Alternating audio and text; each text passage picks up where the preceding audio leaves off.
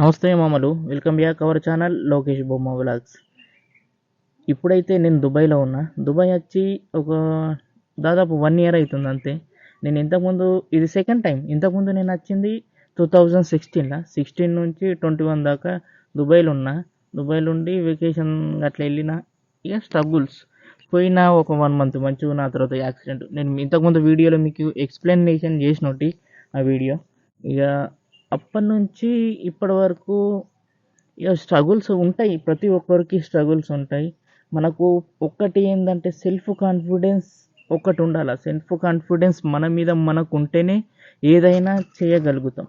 ఇప్పుడు నేను ఇంతకుముందు చెప్పిన కదా యాక్సిడెంట్, నాకు అయింది, అంత అయిపోయింది.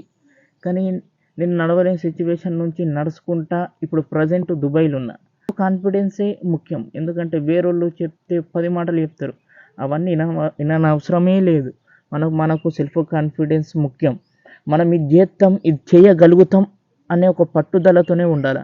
నేను ఇంతకుముందు ఇంటికాడనే ఉంటుంటిని. 3 years ఇంటికాడనే ఉన్నా కదా. అప్పుడు నేను మా ఊళ్ళో ఉన్నప్పుడు మాకు ట్రాన్స్పోర్టేషన్ కష్టమవుతుండే. వేరే వాళ్ళకి ఇబ్బంది పెట్టాలనుకోలే. అప్పుడు ఫిజియోథెరపీకి పోయినప్పుడు అయితే ఇక మేము సిటీకి షిఫ్ట్ అయిపోయినాం. సిటీ అంటే పెరిగిటికి షిఫ్ట్ అయినాం 3 years బ్యాక్. 2022లో షిఫ్ట్ అయిపోయినాం. ఇక అక్కడ నుంచి నాకు జస్ట్ ఒకళ్ళ సపోర్ట్తోనే నడుచుకుంటా. ఇక ఫిజియోథెరపీకి వాళ్ళన్నా మా నాన్న వస్తుండే. ఇక మా నాన్న ఆడదాకా వచ్చి చేయించుకొని పోతుంటిమి. ఇక అట్లా అట్లా కొద్దిగా నాది నాకే నడదలిగి ట్రై చేసుకొని.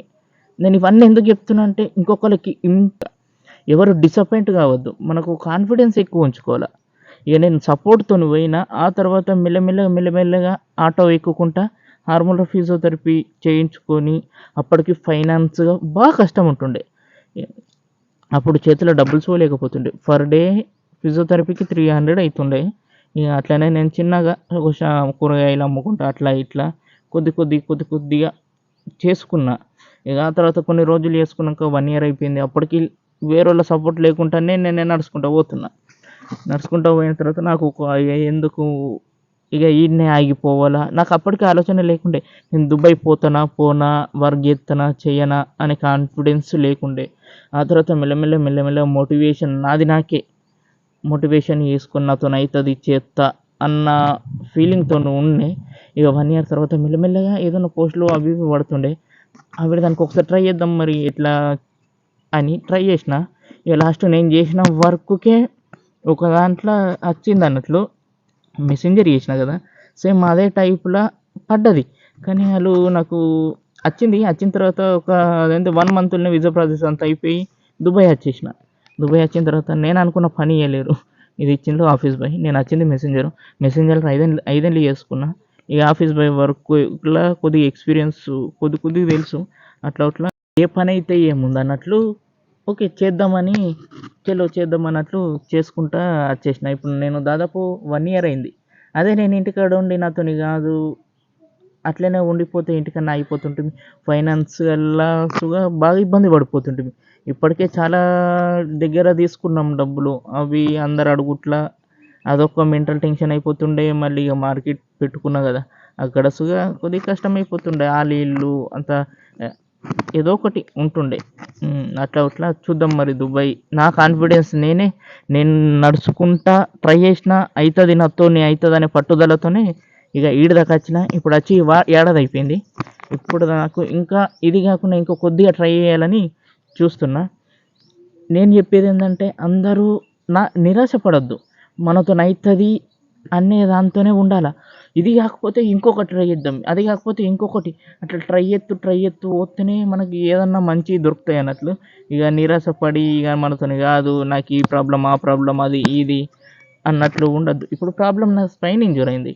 నేను ఇంటికన్నా బెడ్ రెస్ట్ అట్లా తీసుకొని ఉంటే ఈడ దాకా రాకపోతుంటిని. అది చేసుకుంటా, ఫిజియోథెరపీ చేసుకుంటా, నాకు ఫైనాన్షియల్ ప్రాబ్లం ఉందని మార్కెట్ పెట్టుకుంటా. అవన్నీ నేను చెప్పేది సక్సెస్ టైప్లో స్టోరీ అన్నట్లు. అవన్నీ చేసుకుంటా ఇప్పుడు ఫైనల్లీ దుబాయ్లో ఉన్నా. ఏడాది అయిపోయి చేస్తున్నా, పోతున్నా, వస్తున్నా. మీరు నిరాశ పడకుండి. నా చుట్టుపక్కల వాళ్ళు మస్తు మంది అనుకుంటారు ఈడేంద్ర ఇట్లా అట్లా అని.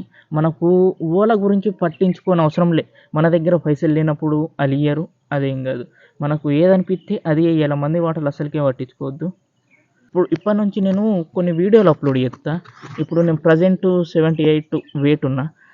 డాక్టర్ల సజెషన్ మేరకు వాళ్ళు వెయిట్ లాస్ కమ్మని చెప్పిళ్ళు. నేను డైలీ ఒక వీడియో నా ఇన్స్టాగ్రామ్లో అప్లోడ్ చేస్తా వెయిట్ లాస్ గురించి. మళ్ళీ నా స్పైనల్ ఫుడ్ డ్రాప్ ఎక్సర్సైజ్ గురించి కూడా మీతో షేర్ చేసుకోవాలనుకుంటున్నా. ఈ వీడియో మీకు నచ్చినట్లయితే సబ్స్క్రైబ్, లైక్, కామెంట్. నా ఇన్స్టాగ్రామ్ పేజ్ కూడా ఫాలో అవ్వండి. Thank you for watching.